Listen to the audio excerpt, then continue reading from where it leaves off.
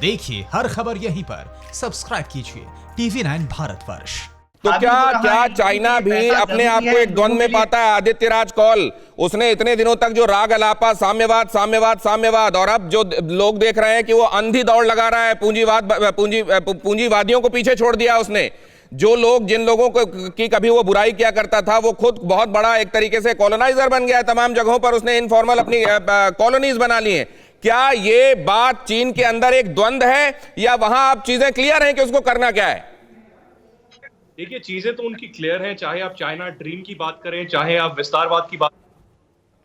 देखिए, आप बहुत ही सटीक बोला, एक कॉलोनाइजर बन गया है। जैसे आप बात करते थे, अब आप चाइना की बात करिए, प्रहार करने की कोशिश की, लेकिन इंडिया वहां पर कोशिश की। जिबूती, आदित्य राज कौल साहब, आपसे बहुत दिलचस्प बातें हो रही हैं, लेकिन काश आपकी आवाज बगैर व्यवधान के हम तक पहुंचे। जब तक हम ये दुरुस्त करवाते हैं, जरा हम ये समझें कि चीन की मंशा क्या है। पहले असल में चीन के संदर्भ में लोगों ने या तो उतनी गंभीरता से नहीं देखा, या देखा भी तो उसको नजरअंदाज किया, क्योंकि ये कनेक्टेड वर्ल्ड है, यहां एक दूसरे के साथ हित जुड़े हुए हैं। लेकिन जब आप कोविड जैसी हरकतें करेंगे, जब आप उसके बाद दुनिया को धमकाएंगे, तो फिर आपकी जिन चीजों को नजरअंदाज किया जा रहा था, उनका तोड़ जवाब दिया जाएगा।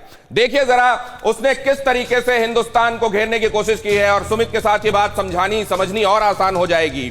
हिंदुस्तान के चारों तरफ उसने मकर जाल बुनने की कोशिश की है। जरा इसको सुमित समझाइए। देखिए, जहां तक मैं समझता हूं, ये जो हमको पीली लाइन ये दिखाई दे रही है, ये असल में होर्मुज का स्ट्रेट है। और यहां से आते हुए यहां आने के बाद उसने पहले यहां चाबहार को हड़पने की कोशिश की है।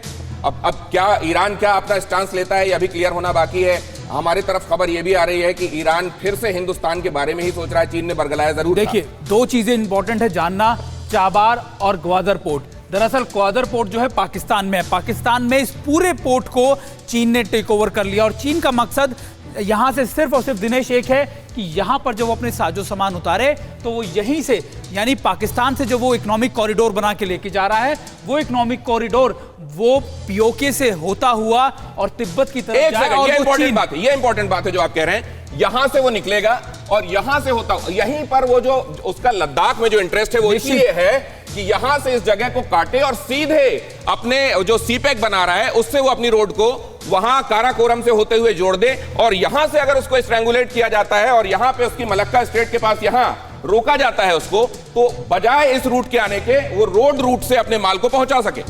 इसको एक और तरीके से समझिए, अगर वो पूरा जो सामान यहां से यहां तक लेके जाता है, तो उसको कितना टाइम लगेगा और कितने उसके रिसोर्सेज बर्बाद होंगे। लेकिन अगर वो यहीं से वो सामान शिप से यहां से डाउनलोड करता है और यहीं से ट्रक्स और दूसरी कार्गो से लेकर सीधा चीन पहुंच जाता है, तो उसकी चीजों को पहुंचने में कितना कम वक्त लगेगा। और एक और इंपॉर्टेंट बात, ये जो सी पैक है या फिर वन रोड वन बेल्ट है, ये पाकिस्तान से होता, पीओके से होता। और अगर भारत को, अगर वो उसको लगता है कि तिब्बत वाला इलाका सिर्फ और सिर्फ उसके इकोनॉमिक इंटरेस्ट का, और एक और इंपॉर्टेंट बात, 60% दिनेश, 60% से ज्यादा उसके रिसोर्सेज बचेंगे अगर वो ये रूट खोल देता है ग्वादर वाला। परवाह देश की, सोमवार से शुक्रवार रात 10 बजे TV9 भारतवर्ष पर।